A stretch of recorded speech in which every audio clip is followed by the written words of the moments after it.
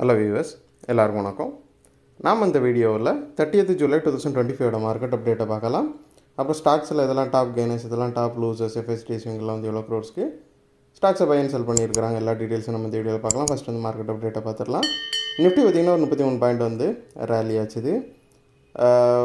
Nifty வந்து கொஞ்சம் ஃப்ளாட்டாக தான் க்ளோஸ் ஆச்சுது. அதுக்கு காரணம் என்னென்னு பார்த்தோம் அப்படின்னா, ட்ரம்ப் வந்து டேரிஃப் ரிலேட்டடாக ஏதாவது அனௌன்ஸ்மெண்ட் பண்ணலாம் அப்படின்னு மார்க்கெட் வந்து எதிர்பார்த்துட்டு இருந்துச்சு. ஏன்னா ஆகஸ்ட் வந்து நெருங்கிறதுனால ஸோ இந்த ஸ்பெகுலேஷன் வந்து மார்க்கெட்டை எடுத்துக்கிட்டு கொஞ்சம் ஃப்ளாட்டாக தான் க்ளோஸ் ஆச்சுது.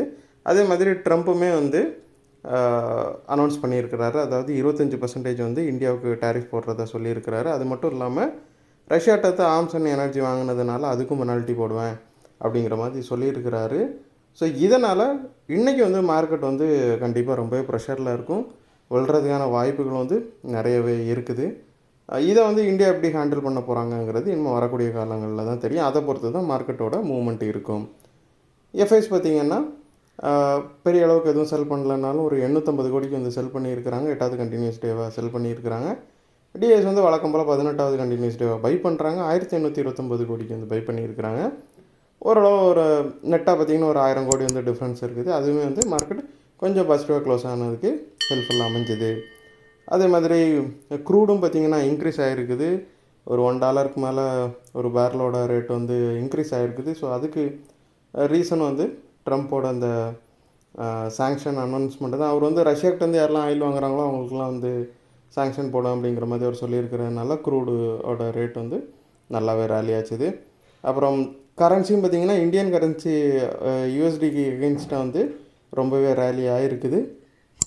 ஸோ அது இந்த டேரிஃப் வரியோட ஒரு இம்பேக்ட்டு தான். அப்புறம் கோல்டும் பார்த்திங்கன்னா கொஞ்சம் விழுந்திருக்குது. ஒரு 61 பாயிண்ட் வந்து விழுந்திருக்குது கோல்டு. டாலர் வந்து நல்லா ஸ்ட்ரென்த்தன் ஆனதுனால இப்போ இந்தியன் ருபிக்கு எகென்ஸ்டாகவும் பார்த்திங்கன்னா டாலர் நல்லாவே ஸ்ட்ரென்த்தன் ஆகிருக்கு. ஸோ இது வந்து கோல்டு வந்து கொஞ்சம் விழுறதுக்கு ரீசனாக அமைஞ்சுது. அப்புறம் வந்து டாப் கெய்னர்ஸில் பார்த்திங்கன்னா ஃபஸ்ட் வந்து எல்என்டி இருக்குது. ஒரு 129 பாயிண்ட் வந்து ரேலி ஆகிருக்குது. அவங்களோட Q1 ரிசல்ட்டோட இம்பேக்ட் தான் பார்த்திங்கன்னா எல்என்டி வந்து ரேலி பண்ணிகிட்ருக்குது. அப்புறம் சன்ஃபார்மா பார்த்திங்கன்னா டாப் கெய்னர்ஸில் செகண்ட் இருக்குது. ஒரு 23 பாயிண்ட் வந்து ரேலி ஆகிருக்குது. சன்ஃபார்மாவோட Q1 ப்ரிவ்யூ வந்துச்சு. அது ரொம்பவே நல்லா இருந்ததுனால சன்ஃபார்மா வந்து நல்லா ரேலியை கொடுத்துருக்குது. அப்புறம் டாப் லூசஸில் பார்த்திங்கன்னா டாடா மோட்டார்ஸ் இருக்குது. ஒரு 23 பாயிண்ட் வந்து விழுந்திருக்குது. டாடா மோட்டார்ஸ் பார்த்திங்கன்னா இட்டாலியன் ட்ரக் மேக்கர் இவாக்கோ வந்து ஒரு $4.5 பில்லியன் அளவுக்கு வந்து அவங்க அக்வயர் பண்ணுறாங்க. ஸோ இது வந்து ரொம்பவே பெரிய டீல் இவங்க பண்ணுறது.